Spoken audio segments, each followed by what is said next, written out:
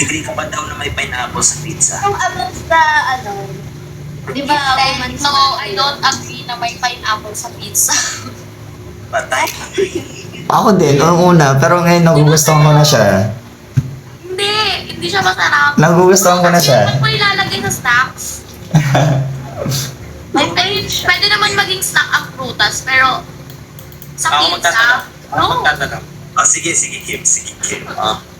Bilang mga kabataang Pilipino, paano nyo mapapahalagahan yung kalayaan na natamo natin sa mga mananakop noong panahon ng wag sobrang Tagalog. Grabe naman. Punta ako sa inyo, kukutosan kita.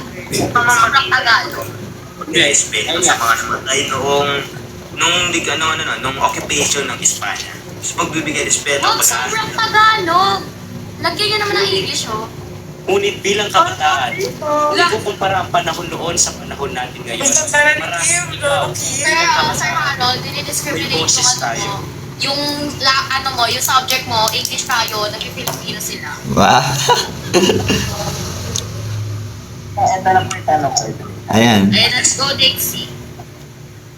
Sa generation na to, nakakatulong ba ang AI or artificial intelligence sa panghanap buhay natin? Me. Agree. Hindi Yes. Hindi po. No. Ako, Ikaw, Yes, agree tayo dyan. Agree tayo dyan kung ginagamit sa tama. Kasi may mga bagay tayo na, halimbawa yung kutsilyo. agree ka? May mga bagay sa ginagamit sa tama. Ang kutsilyo, di ba ang kutsilyo ginagamit siya, ang tamang paggamit sa kanya, panghiwa ng mga like mga gulay, ganyan. Pero may mga masasamang tao na mapang-abuso na ginagamit yun para pumatay ng tao. Ganon din sa AI, di ba? ako disagree. Pagkagamit ng AI, parang Disagree din ako. parang Ay! nakaasa ka na lang sa AI. Pakinggan natin yung side ni Dixie since siya yung questioner natin for this live. Okay. Okay. Noong 1980s or 90s, wala tayong gadgets doon, walang artificial intelligence or anything. Pero ngayon, sobrang successful nila without AI. So that means, parang umaasa sila sa sarili nila.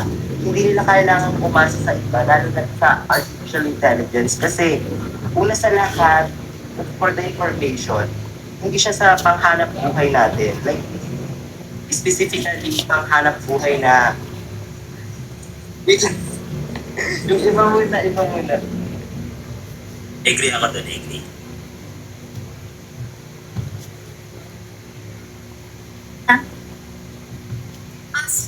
Meron akong question. Agree talaga nada? Apo, agree ako. Kasi parang wala yung mga gumagamit ng AI, parang nakasalalin na sila doon. Kahit yung iba na report yung nakita ko, parang sobrang namang English, sobrang Tagalog. Parang yung gusto sila yung gumawa eh. Parang gano'n, nasado sila Agree ka na nakakatulong ang AI sa atin? Bakit yung stance mo pag disagree, girl? Edre, paano hindi ka, di ba, agree? Kasi yun yung ginagamit natin para sa reporting natin sa English ngayon. Ang cute mo pala, Kim. Masyado ka namang pahalata. Ayan yung subject teacher mo. Okay lang yan. Gumagamit din ako niyan. Doon ako sa side ni Dixie. Tama yung side ni Dixie. Kasi kung before, nagagawa natin ng walang AI, bakit ngayon? Bakit ngayon aasa ka sa AI, oh? Yung nga sinasabi ko, masyadong nakakaasa na Girl, bakit yung stance mo, agree ka na nakakatulong ang AI? Mali ka, disagree ka, girl. Hindi, kasi ang AI naman kasi ginagamit talaga yun sa tamang pamamaraan eh. Kung Ayun gagamitin nga, kasi sa ng tamang tao, pamamaraan nga ginagamit ang AI. O bakit yung mga iba? neutral lang ako. Kaya siguro hindi na lang din ako agree kasi hindi kayo agree. Ano yun? Hindi kasi natin nagsasabi na ginagamit talaga. Next question. Or, Oy, tigil naman nagsasalita si Dixie. Go, Dixie. hindi kasi na ginagamit talaga nila yun sa tama. Kasi, sa generation na to, daming population, sobrang dami gumagamit ng AI. So, yung 50% ng tao na gumagamit ng AI para sa homeworks nila specifically. For example, kapag may homeworks tayo, then it's modular. madali na lang nila magagawa yun because of the AI. So, hindi nila, parang AI na yung gagawa ng homeworks nila and parang naaasa. Doon na sila aasa. Hindi na natututo yung bata, diba? Dagdag ko lang sa sinabi ni Dixie na yun nga, pag may modular then syempre, easy access na ang ChatGPT or AI ngayon. Parang unfair na sa mga yung gumagawa talaga. Unfair sa nag-e-effort, naglalaan ng oras, gano'n. Yun! Next question daw Ito about po, easy lang siya, easy lang. Okay, Tito Boy?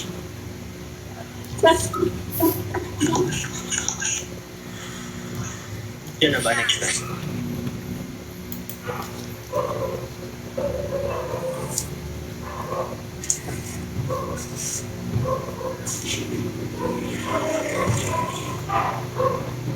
So, next question. Wait lang, naghanap pa si Dixie. Okay na ba? Nasabi na lang. Is homework beneficial for students? Ah? Ano raw? Is homework beneficial for students? Yes. Oo naman. Oo naman, bakit? Kasi hindi araw-araw yung pasok natin. At saka dapat ang bata, ang ginugugol yung oras nila sa pag-aaral lang, hindi sa mga bagay na walang kabuluhan. Ganyan. Yes ako, pero hindi ako agree sa sinabi ni Kim. Bro, what the fuck? Agree ako sa sa stance mo na dapat may may homework for students. Pero no, hindi lang dapat sa pag-aaral umiikot ang mundo ng bata. Bakit? Siyempre, we have outside life.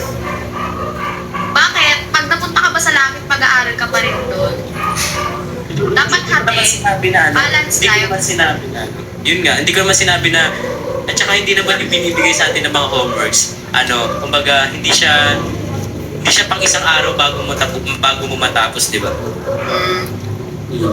Ayun lang yung sinasabi ko kasi hindi mo nilinaw yung sinasabi mo. Baka na-misunderstood ko. Di ba dapat English kasi si English to, no? Ang dami mong alam. O, next question, Dix. Next question. Eugene, next question, Eugene. Eugene, my friend. At ako Higilig ako dito eh. Sino si Nelson Marino? Dito daw yata matawag Sa comment section. Wala na next question? Wala na. Oy, Ay, na. give time. Naman. Sir, merong kang viewer. Sabi niya dito daw ata siya matututo mag-English. Yes, Sino? dito. No. Grade yan, sir? LM. Grade Ah? 6 yan. Grade 6? yata grade 5. Shala. Eugene, unang banat sa Eugene. Anong tanong mo, Eugene? Si Joanna nga ni meron.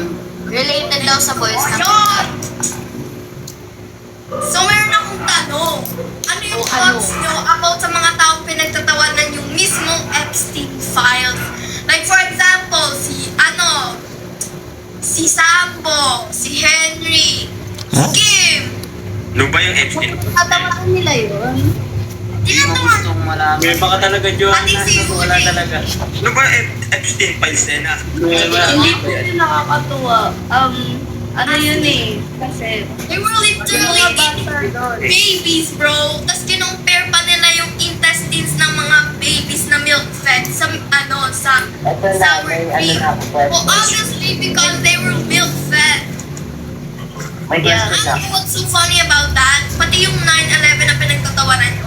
Kung ang Pakainin niyo na si John. Pakainin niyo na yan. Pakainin niyo na. May baka wala ka Sabi, mag-isip. kasi nagtatawanan yung tumatawag sa 9/11. 9/11, pati yung files. Go, Dixie. Natanong ko na siya kay Kuya Kim pero di pa siya natanong sa ila. Ito tanong. Do you agree that you need to have achievements before you aspire to the student? No? No. Ah? Bakit ka magpapatay kung wala ka pang pera, wala kang mapapakain sa kanila? Oh. Ang layo ng sagot mo, guys. Hindi ko marinig. Ano ba, bata kung agree ka daw kung magkabata ka ba daw, magkaanak? Awar? Awar ba? Ito, Awar? ito. Ulit nga daw, di ko marinig. Do you agree that you need to have achievements first before you be an aspirant student leader? No. No. Achievements doesn't define you. Yeah, kung kaya mo naman talaga maging leader something, kakayanin mo yan. As long as responsible ka. Oo. It depends on you kung responsable ka talaga. Di ba, Leganada? Di ba? Pero, Kaya, may paraan. Iba ko dito pero sa school hindi. Ate, Eugene, anong tanong mo? Eugene.